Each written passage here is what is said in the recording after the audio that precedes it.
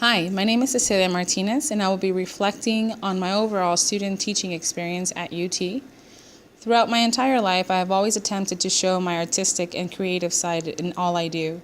My whole family is very close, and besides loving sports, we all have a certain drive for creativity and artistic touches, which helped me greatly along my journey in my architecture, technology, and art career.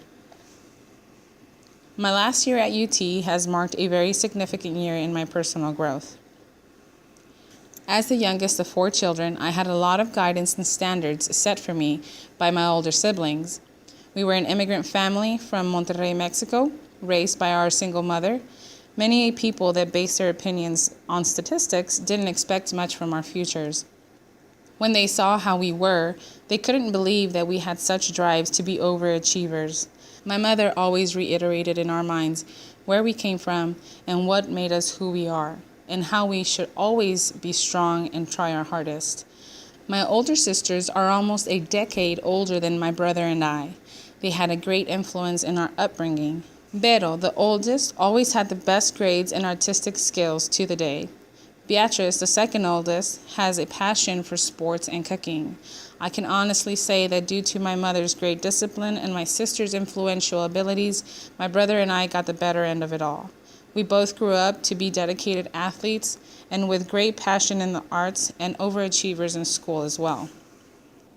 Beginning at a young age, I would see some projects from my sister's architecture friends, and right away I knew that I would want to do that as a career myself.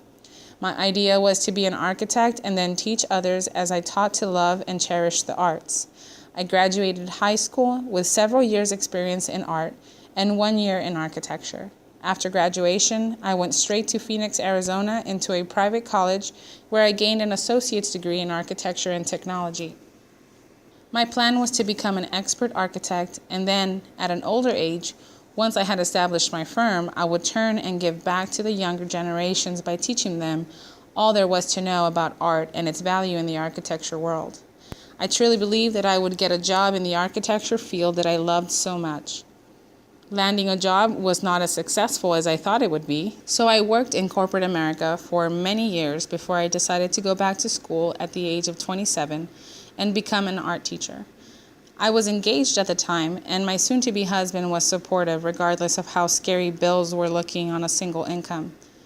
Going back to school was a blessing that I will always be grateful for and never take for granted. I learned a lot in my years back at the university level, but I learned the most when I went full throttle in my student teaching semester. My first cooperating teacher was Misty Shotlow at River Oaks Elementary School in Pflugerville, Texas. She taught me so much with her great organizational skills, discipline tactics, and fun lesson delivery methods that tied students in.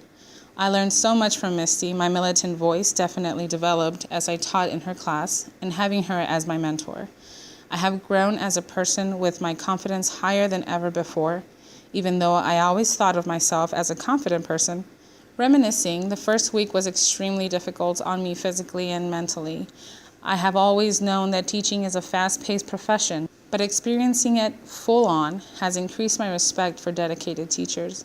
My elementary experience was wonderful and made me gain much more respect and admiration for these elementary teachers. When I left the elementary to complete my student teaching at the high school, I could not believe how attached I had grown to my young students. There were moments in which I realized I actually missed their presence in my daily life. They loved the fact that I have a son, and they would always ask me about him, and at times some would ask if they could pretend that they were my children, and I their mother.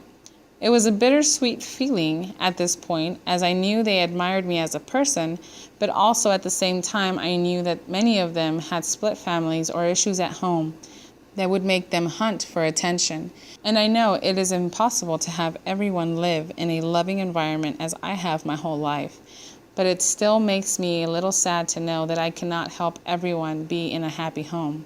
So at least they have a loving art room to come to and vent as they wish. Miss Russo, which was my cooperating teacher at Pflugerville High School, taught me so much from just speaking with her. She has been teaching for over 20 years, and 18 of them were at Pflugerville High. She has witnessed many generations come and go and learned to cope with new issues each year.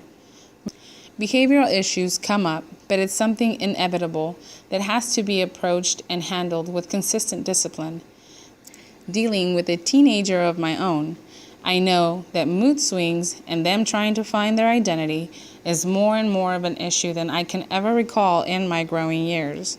As a teacher, one can fall into the repetition of strict rules and forget that these students are possibly going through some difficult times, and though they are not small bodies, they are still children that need a support system. This year has been life-changing for me, and I've learned so much. I will take everything I have learned and use it to my advantage as I search for a position in which I can make a difference and impact as a good art educator.